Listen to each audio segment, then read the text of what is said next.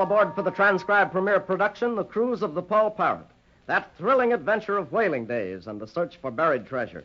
Returning to Galto Island with explosives with which to blast the covered diamond mine, Captain Dalton and our friends find that Red Mulhooley has joined forces with the privateer, Dirk Briscoe, and his men.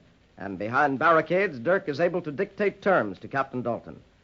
Under a white flag of truce, Dalton approaches the brigands and is seized and held captive for his efforts. While Briscoe is preparing to bombard the crew of the Paul Parrot with explosive-laden catapults, Johnny Robbins and Little Sue Grange, together with Dirk Briscoe's first mate Hollings, who has deserted the cause of the privateers, rescue Captain Dalton. Johnny, Sue, and the captain return to their waiting friends when they are amazed to see Hollings running away from gunfire from Briscoe and his men. Hollings, shot, falls to the ground, and Dalton turns to his rescue as we take up this exciting adventure.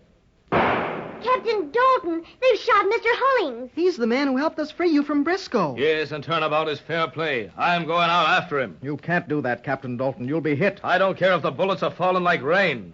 That man rescued me from Briscoe, and I'm not going to leave him helpless when he's caught in a squall. I'm going to save him. Oh, but Captain Dalton... Don't fear, little Miss Sue. I can take care of myself. You all lay low here on the beach. Hide behind those dories. It'll prove sufficient protection until I get back with Hollings there. Blow me down. This treasure hunt is turning out to be a blooming nightmare. A blooming nightmare. Yeah, if only it were a nightmare, Dickon. Here, you, Sue, and Johnny, hide behind this boat. But Ezra, what about the rest of the men? They'll take care of themselves, all right. Hey, look out there. Captain Dalton is crawling on his stomach. Yes, he's almost to where Hollings fell. Oh, I hope he gets to him in time and is able to bring him to safety. I'll wager he does. There, Captain Dalton's reached him. Yes, and now he's talking to him. Hollings. Are you hurt bad?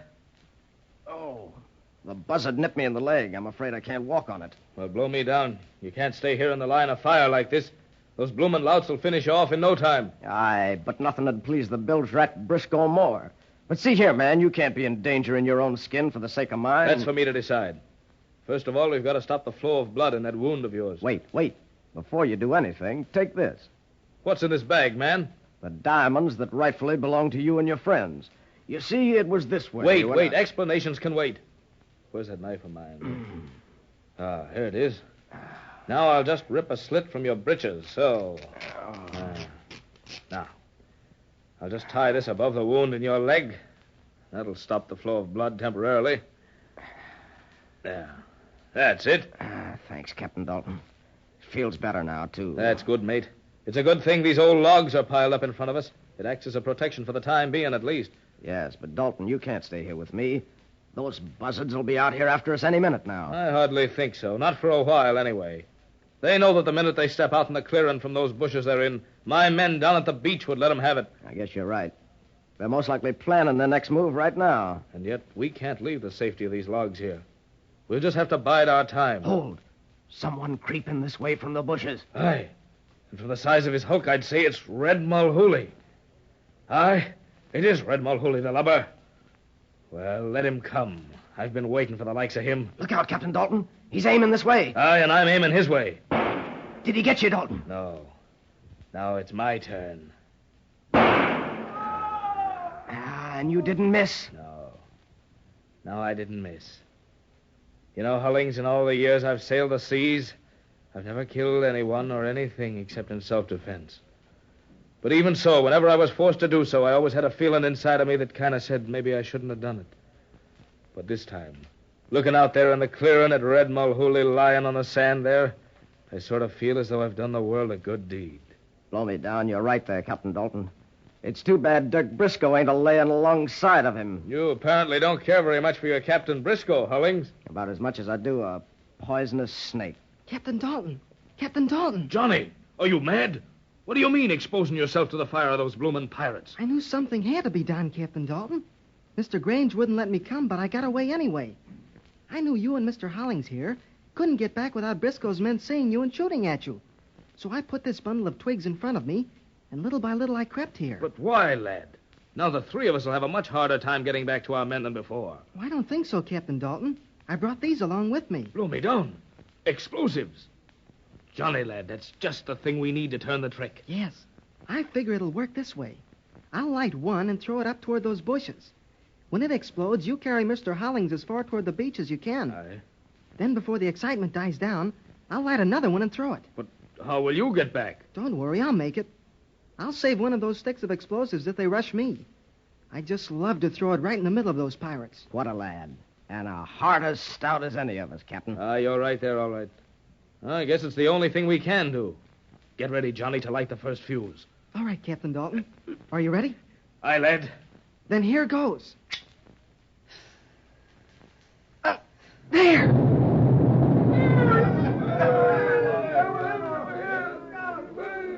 Hurry, Captain Dalton. They'll never see you now with all that commotion. All right, Johnny. Let them have the other one. That's number 2. Come on, Johnny. You better hurry. Keep going, Captain Dalton. I'm right behind you. Good boy, Johnny. Good boy. Well, we're out of range of their fire now, anyway. Here comes Mr. Grange, Dickon, and Sue. That was nice work, Johnny. We saw it all from the beach here. Aye, there it was, Captain. And we saw you drop Red Mulhooley in his tracks before Johnny got there, too. But Bilge Red finally got what was coming to him. These past few minutes were the most thrilling I've ever seen. Oh, Johnny, you were marvelous. Oh, it was nothing.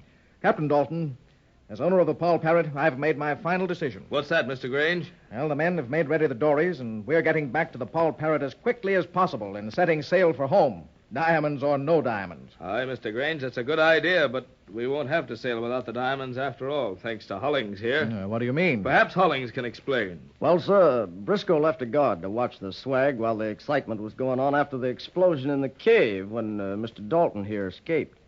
I succeeded in overpowering the guard and made off with the diamond. But they saw Hollings getting away, and right after that, we saw him running out in the clearing with Briscoe's men shooting at him. Aye, that they did, and they got me in the leg. But I got the bloomin' diamonds. And here they are in this bag, a fortune in gems. What's that? Blow me down.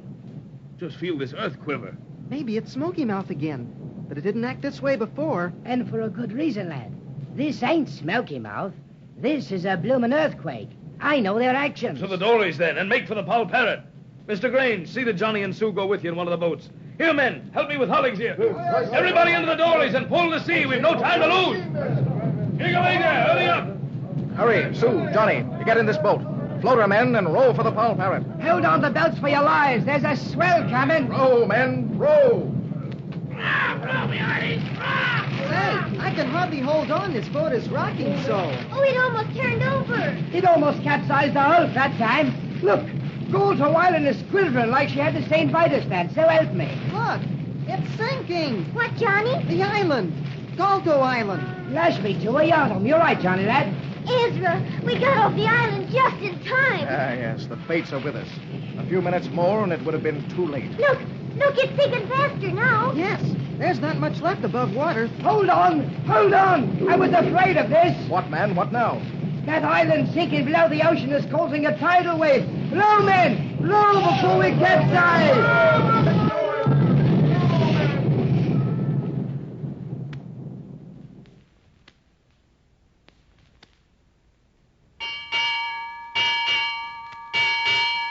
6 bells and all's well. 6 bells and all's well.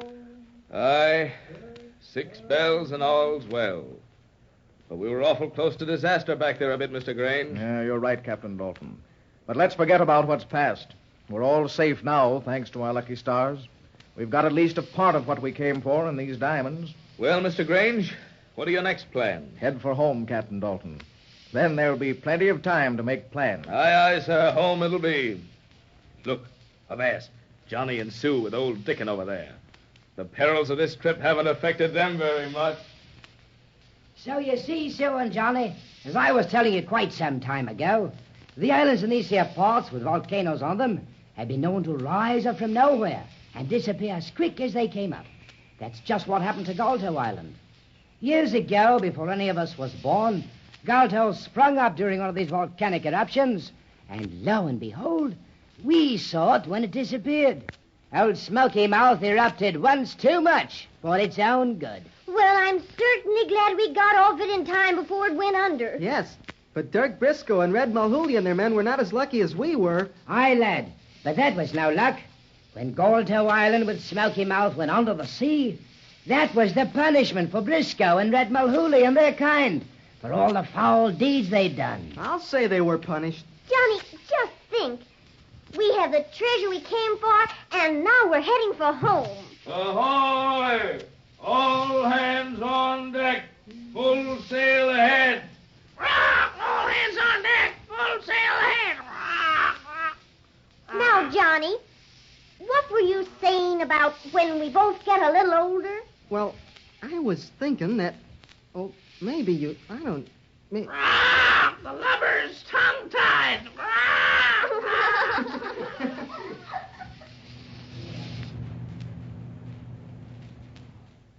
All hands on deck and full sail ahead. Well, it looks like smooth sailing for Johnny and Sue and all of our friends aboard the Paul Parrot. After many mishaps and near catastrophes, the cruise to Golto Island, which started out to be a whaling trip, but turned into a search for buried treasure, has ended with a great degree of success. A voyage which has seen the end of such desperate men as Altesti, Red Mulhooley, and Dirk Briscoe, and with a part of the diamond treasure, as much as could be saved from the vanishing island of Golto, in possession of its rightful owners, Ezra Grange and Johnny Robbins, the good ship Paul Parrot bow is nosed westward for the port of New Bedford. And we leave our friends Johnny Robbins, Sue Grange, Captain Dalton, and all the rest for the time being. To them, for the present, then, we say bon voyage. And to you boys and girls who have followed the thrilling experience on the cruise of the Paul Parrot, we say happy sailing from now on. Until later, then, this is your Paul Parrot announcer, Dave Ward, saying goodbye.